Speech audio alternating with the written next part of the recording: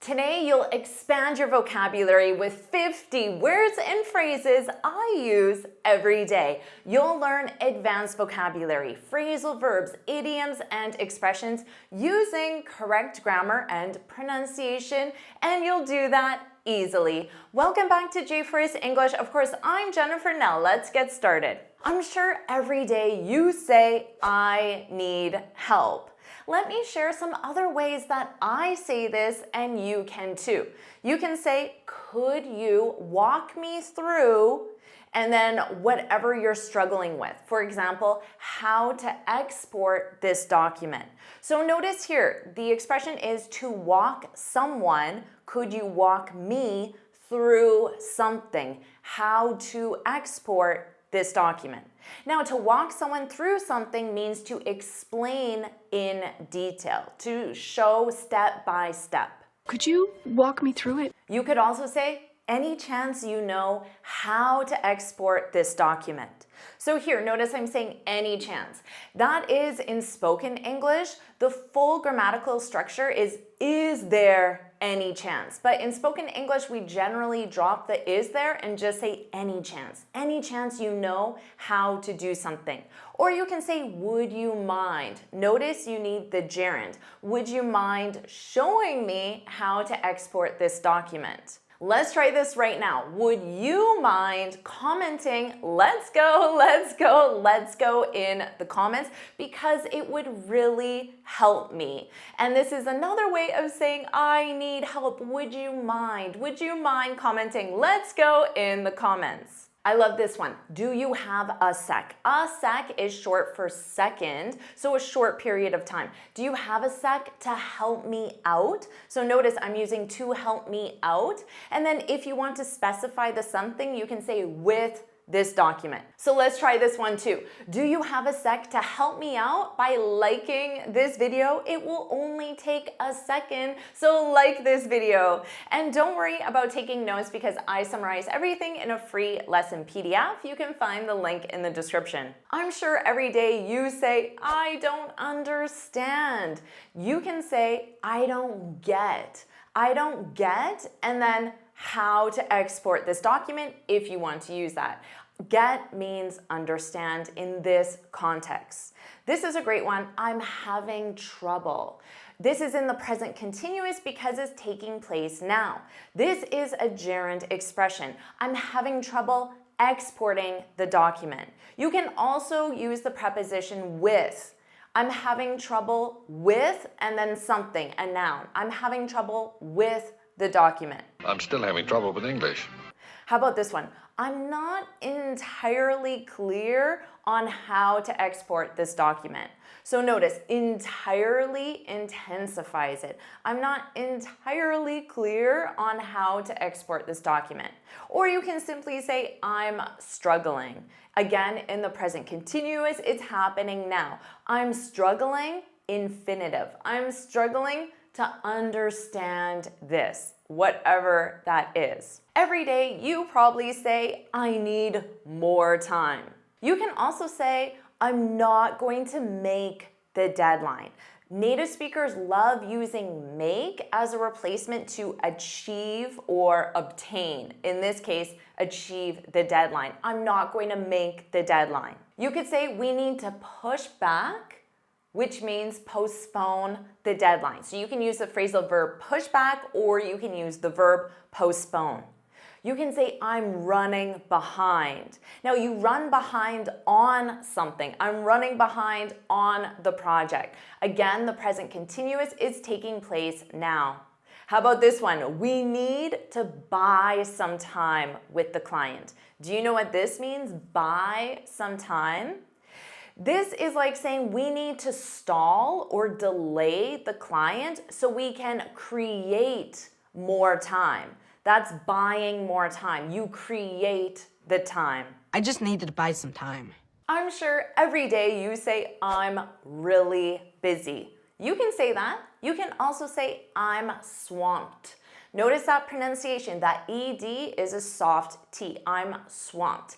And you need the verb to be. It's to be swamped. I am swamped right now. I was swamped yesterday. Now you can continue on and say with the project or because of. If you use because, you also need that preposition of. I'm swamped because of the project. You can say the project is taking up all my time. So here, the phrasal verb to take up means to consume, use, or occupy, and notice it's in the present continuous because it's taking place now. I love this one. My schedule or my calendar is jam-packed this week. Natives love saying this, jam-packed. And notice that packed, a soft T at the end, packed. Now the jam is optional. You can simply say packed, which means very busy. Adding jam makes it sound more natural and also intensifies it. Well, our schedule is pretty packed. You can say things are really hectic right now. So simply using hectic instead of busy to give you a more advanced alternative. Repeat after me, hectic, hectic. And you can modify that by saying really hectic right now. I'm sure every day you say, what's your opinion? You can say, what's your take on this? Now, if the topic is obvious, you can just say, oh, I think AI is a really positive development. What's your take? Or you can simply add, what's your take on this being the topic of AI. What is your take on this? To sound a little more advanced and professional, you can say, what's your perspective? What's your view, point of view, or viewpoint? So many different alternatives. And again, you can say on this or not. It's optional. You could say more casually, how do you see this? I see this as being a positive thing, but what about you? How do you see this? Now, to answer, just remember those preposition differences because you would say in my opinion, or you would say from my perspective, from my viewpoint. So get those prepositions right. Now, every day you might say, especially if you're a parent, that's not a good idea. You can say, I'm not sure about that. This is a more indirect, it adds some doubt around it. And you can also say, I'm not too sure about that to make it sound less severe, more indirect. In a more professional setting, you can say, I have some concerns about something, about the conference, or you could say, I have some reservations, or I have some doubts about the conference. You can ask someone, have you thought about? Have you thought about? This is a gerund expression. Have you thought about canceling the conference? I have some reservations about the attendance. Or you can say before we move forward, which means before we take action, before we move forward, we need to consider, and then something. We need to consider the cost. Hopefully every day you're presented with great ideas and you can say, that's a great idea. Instead, you can say, I can get behind that idea. Now, to get behind something means that you support it. This is a very natural expression. You can say to someone, you're really on to something. If someone is on to something, it means they're moving in the right direction. They're making progress. I really think you're onto something here. Or you can say, that's spot on, that's spot on. Simply, you can say 100%. Now notice native speakers pronounce this as 100, not 100%. It's unstressed, 100%. Native speakers love simply replying with 100%. This is the same as that's spot on, 100%. This means that's completely correct, accurate, or I completely agree. You work every day and there are meetings taking place every day. So you might say or hear, let's meet to discuss this. Instead, you can ask, are you free to go over this? So to go over something means to review it. And when you review something, you generally discuss it as well. Now, you could also say, when are you free? When are you free? So you're asking for a specific date. You can ask, can we touch base on this soon? So if you touch base on something, it means you discuss it. You connect with someone to discuss something specific.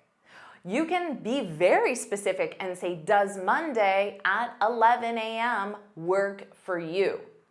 Now you can include the topic and say work for you to discuss this if you want, but that's optional.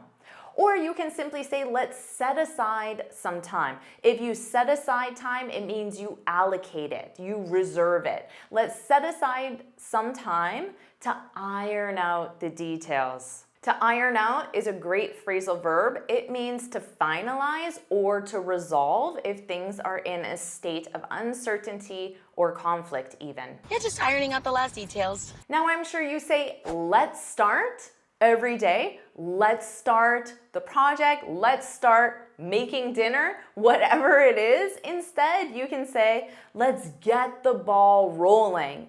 So to get the ball rolling is an idiom that means to start. This is another common idiom, let's hit the ground running. Now, if you hit the ground running, it means you start, but you start with a lot of enthusiasm and energy. So it's a very positive idiom. Or you can simply say, let's do it. Let's do it. So someone might ask you, should we start dinner now? And instead of saying, let's start, you can say, let's do it. Let's do it, E. Let's do it. Or you can say, let's get going, let's get moving, let's get cracking. So notice you use get for all three of these options, and then the next verb is in the ing form. Or you can use something that will make you sound very natural in a fun, casual way. You can say, it's go time, which means it's time to start. Every day you may need to cancel plans and say, I can't attend the meeting, the conference, the party, the appointment, whatever it is. Instead, you can say, I can't make. Remember that verb make? In this case, it means attend. I can't make the meeting. Or natives love saying, oh, I can't make it. It representing the meeting or the party or the appointment. You can say, sorry, I have a scheduling conflict. So this means you have another appointment or meeting at the exact same time. It was an unavoidable scheduling conflict. Or you can say, sorry, I'm already booked, which again means you have another meeting at the exact same time. You can say, unfortunately, I have another commitment. That is a more formal and professional way of saying, sorry, I can't make it. Or you can simply state, I'm not free, I'm not available at that time. And you can be specific about the time as well. Instead of saying they work well together, you can say they have a strong rapport. Notice that T is silent. They have a strong rapport or strong relationship. You can say they're close-knit. Notice the K is silent. Close-knit. And you need the verb to be. They're close-knit. Or you can use close-knit as an adjective and say they're a team, a close-knit team. You could use a different noun. You could say they're a close-knit family, they're a close-knit group of friends, for example. These are close-knit communities. Or you can say they have a positive working relationship, they have a supportive working relationship. You can also say they complement each other. If two things complement each other, it means they go well together, like cookies and a glass of milk. They complement each other. So two people can go well together. They complement each other. Think of everything you learned in this vocabulary masterclass. Do you want me to keep teaching you natural expressions that I use every day? If you do, put let's go, put let's go in the comments. And you can get this free speaking guide where I share 6 tips on how to speak English fluently and confidently. You can click here to download it or look for the link in the description. And here's another lesson I know you'll love. Make sure you watch it now.